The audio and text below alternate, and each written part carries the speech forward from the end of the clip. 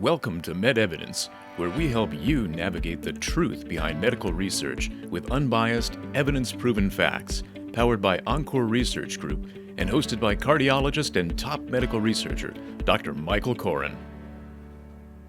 Hello, I'm Dr. Michael Koren. Hi, I'm Dr. Erich Schramm.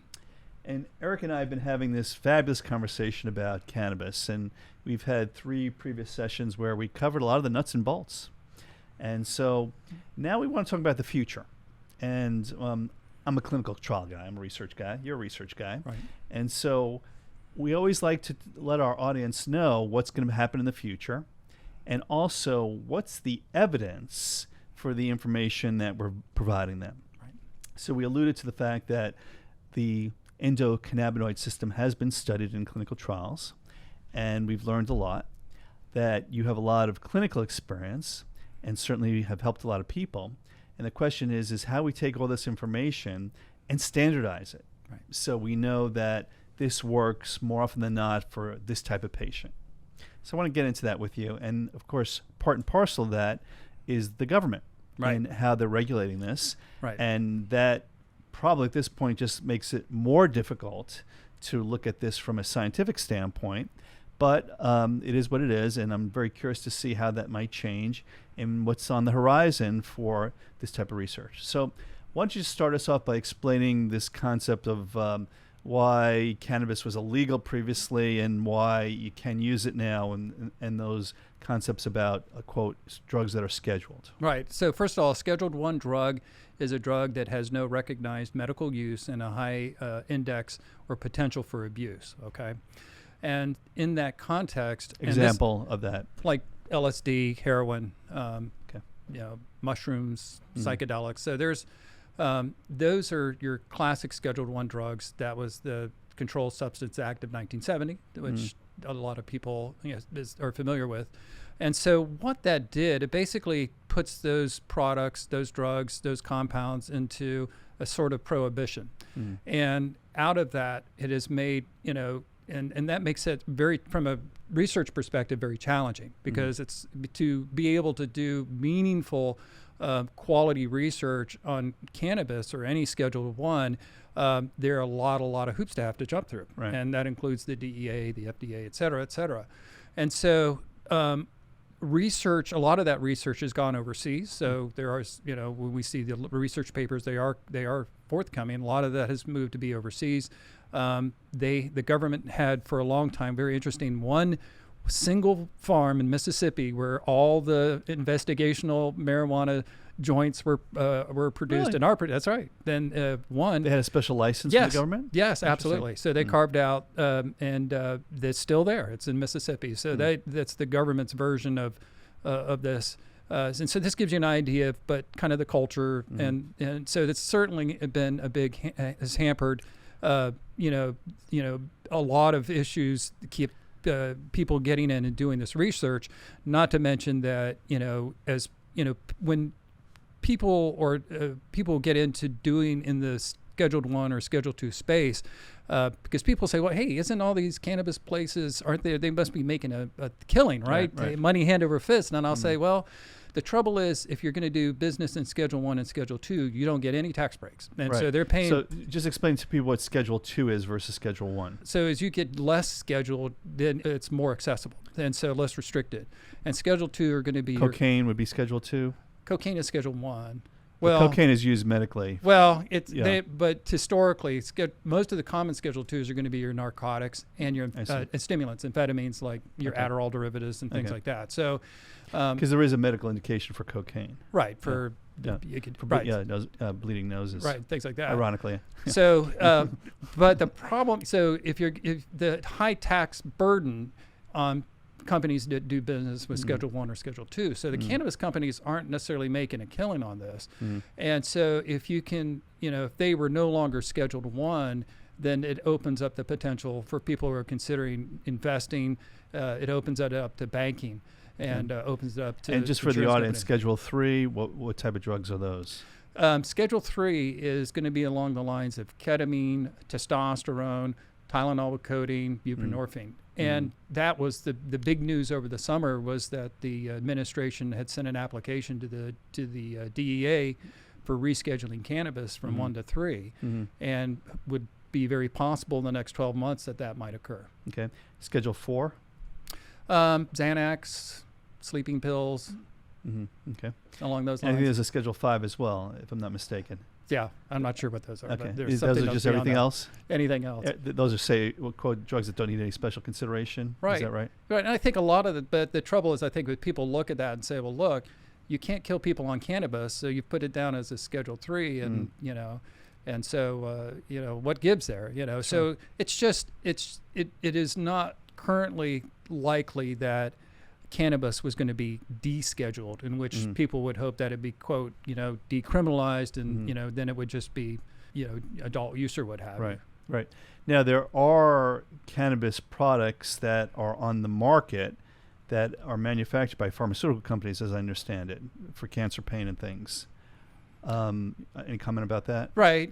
So these products have been out there, Marinol, and they're all derivatives. They've been around forever, but they're primarily being used for nausea and vomiting, or anorexia associated with. And they're AIDS, Schedule HIV. 2, I assume, similar to narcotics? Not How's sure that how work? they're scheduled on that. Okay. Probably something along those lines. Okay, Yeah. we'll look that up and put it in a show note. Yeah. So yeah, and Sativex and some of the other products that are being derived, are being developed, are cannabis based, and they're more recently being that. But All right, so talk about the research. What do you predict? What's going to happen over the next 5 years? that's a great question. And one of the things that I've looked at is, and I mentioned how the big pharmaceutical companies have invested a lot, and they, the top 5 patents in terms of cannabis is amongst the big pharmaceutical companies. And I mentioned Pfizer's purchase of they bought Arena Pharmaceutical of 2021, and they're very much interested in their product. So, if the tax burden is lifted and the regulatory burdens are lifted because they're no longer having to be comply with Schedule 1 and Schedule 2 requirements, then this seems that this would be an ideal opportunity for whether it's going to be big pharma or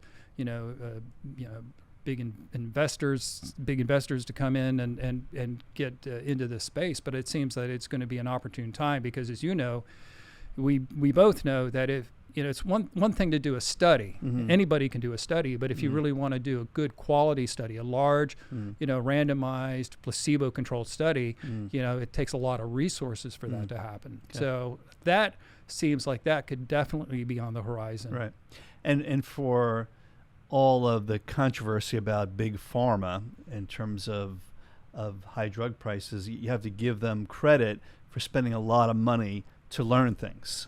Right. So we're all fortunate that big pharma is willing to invest a lot of money so that we actually understand evidence. We understand the truth behind the data. And so we use that in our day-to-day decision making for our patients. And the fact that pharmaceutical companies are getting into the space should allow us to know a lot more about how cannabinoids work, how they can be deployed most effectively and safely. Right. So I think we have to at least tip our hat to big pharma for that. Yeah, no, I think once that space opens up, I think we're all going to get a lot out of that. I think the challenges have been, historically in research that, a compound is developed and it has a action at a single receptor. So we're looking single compound and a single receptor, and marijuana really doesn't fit that model. It's multiple components, and so how to navigate products, how to get into that space that accounts for all the different components of that, the terpenes and the different cannabinoids that are out there, not just CBD, but CBG, CBN, all the different variations of cannabinoids that are out there. It's a great space in terms of the science because there's so much to learn from that. Right. But that's a really interesting point. So, I've had conversations in the past, especially when, in the old days when I was a single guy and meeting somebody at a bar, and I would ask her if she would want a beer or wine or a hard drink, and she might say, well, I only drink vodka because otherwise I get a headache. And I would always be skeptical about that, saying, well, alcohol is alcohol. If you get a headache from alcohol, it shouldn't really matter what you're drinking. That was the scientific thinking. And maybe that's not necessarily true. Maybe there are other components of these things that are more holistic. But that could also be studied. So we can certainly do studies where we look at one strain of marijuana versus another strain of marijuana and see whether or not one is better than the other for whatever the particular diagnosis is. Right. So this gets in the concept of what you're mentioning in terms of a receptor and a chemical for a receptor versus the interaction of all the different ingredients for a product. Right, and that's actually called the entourage effect. So if you read much in the cannabis space, you often hear that talked about the entourage effect, and that is true because the benefit, the efficacy of the plant is much greater from its total rather than just the individual components from it. But ultimately, that could be studied as well, based on the study design. So, absolutely. Yeah. So, what are your predictions in terms of where your particular niche develops? Is this going to become something that family physicians become more comfortable with, more involved with, or you think it's going to remain a more established subspecialty? Okay, that's a great question, and I've given that a lot of thought. My answer to that question is going to be that if it is rescheduled, that there's going to be greater access, and that's the reason why they're doing it. And then be able to actually prescribe cannabis. Now, my experience, having spent a lot of time doing physician outreach and talking to physicians, is that most physicians really don't know very much about the endocannabinoid system. And I graduated med school in 2000, didn't learn anything about it, even though in the 1990s they were really understanding a lot of the endocannabinoid system, but I didn't learn it. And so I think it'll take, if it ends up Schedule 3, then it means that it could be tested on the boards. And that will compel then for, we look at our teaching institutions, say, okay, well, look, now we have to incorporate cannabis as part of the, that medical education. So, but that's going to take probably another 5 years, 10 years, I don't know. Right. So eventually, yes, I think it'll get to a point where patients will be getting prescriptions, but at least up front, I foresee it as still being, I consider myself as a little bit of a specialist, right? And, so those, and I think a lot of physicians that I speak to and work with see it in that fashion. So I think more immediate, I think it's going to be looking more like a specialty, but eventually I'd hope that would open up to broader. Interesting. And my other question is, do you predict that the dispensaries will be more regulated in terms of having to disclose exactly what's in their products? So, for example, one of the standards of the pharmaceutical industry, both over-the-counter and prescription, is that there is an accurate list of ingredients. So if you buy cold medicine, it could have more or less antihistamine, more or less ibuprofen or acetaminophen, et cetera.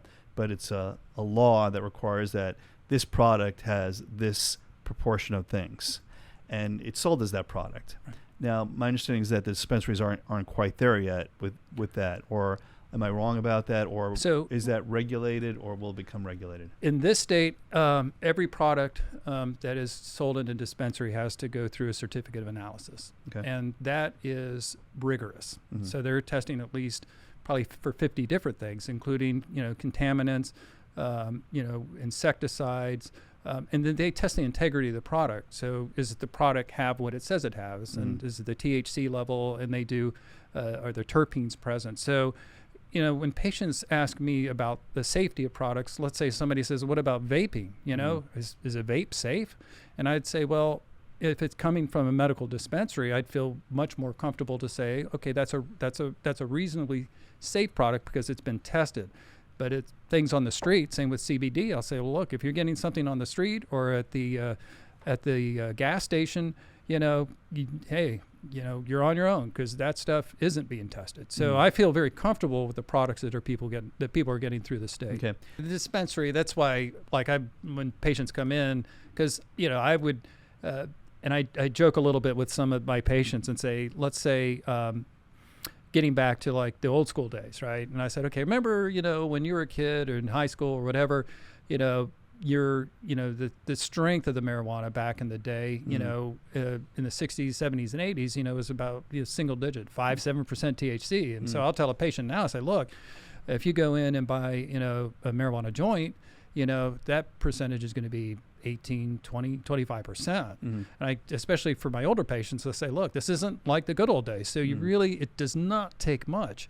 And these products, especially, related to the purity of the products and the potency of the products, can't be, you don't want to underestimate that. So I always tell patients, I'll say, well, look, this is why you got to really start off with low dose. But yes, the products in the Florida dispensaries are vetted. And if they, a lot of this is grown in greenhouses.